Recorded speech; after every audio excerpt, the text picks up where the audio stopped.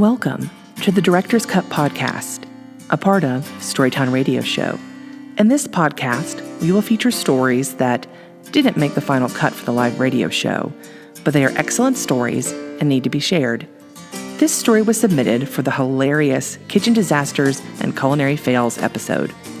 It was written by Guerry McConnell, and she confesses to some of her own culinary crimes. Enjoy this story, titled Classic Kitchen Failures, subtitle, Which Should I Describe? There have been so many. Performed by Guerry McConnell and yours truly, Ann Mason.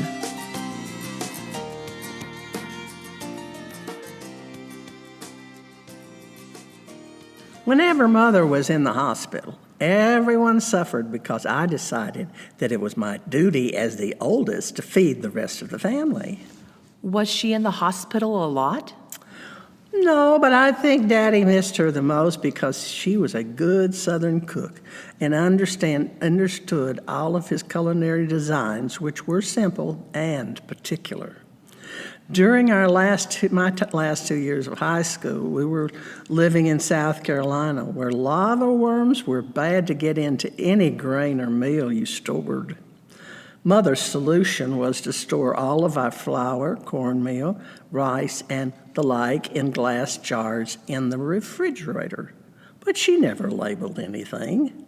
She knew that what was in each container, and she was the cook. So when I decided to cook while she was away, it was a challenge. Once I was cooking rice and found tiny black spots moving around as the water got warm.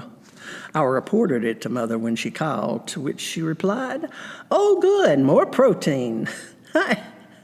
Breakfast and lunch were usually doable.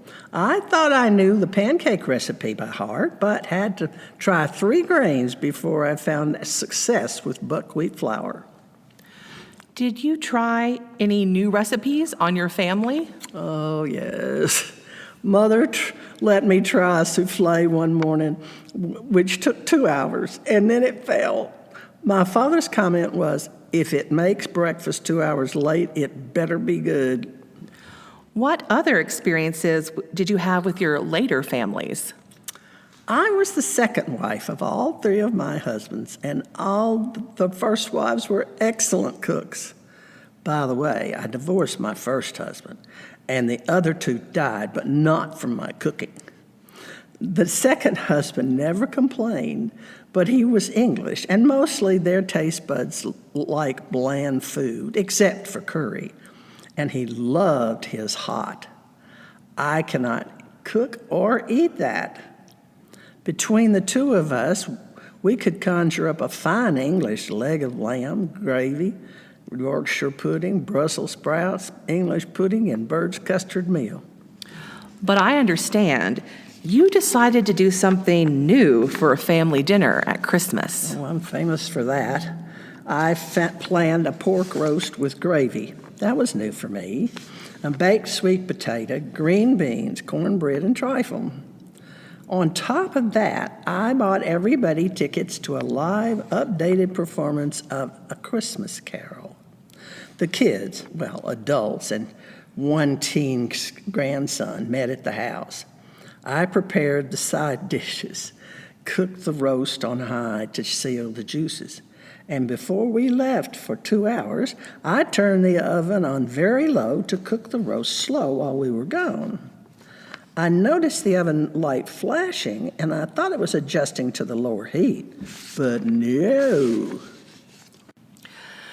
The Tennessee Repertory Theater adaptation of A Christmas Carol that year was non-traditional, and I hear the natives became restless with more trauma to come. When you arrived home, the oven was cold, and the pork roast was not cooked. No.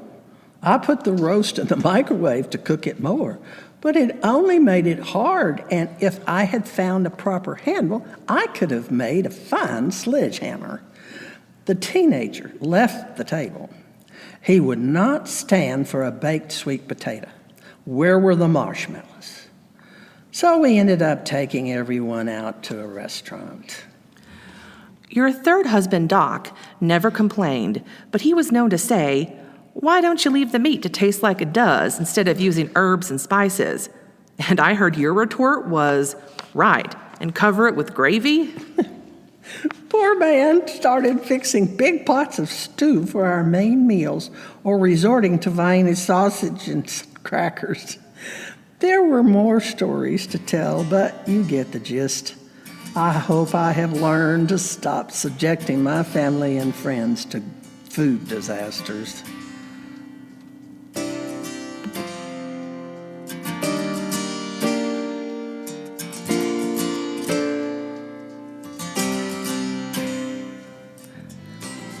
Thank you for tuning in to the Director's Cut podcast, a part of Storytown Radio Show.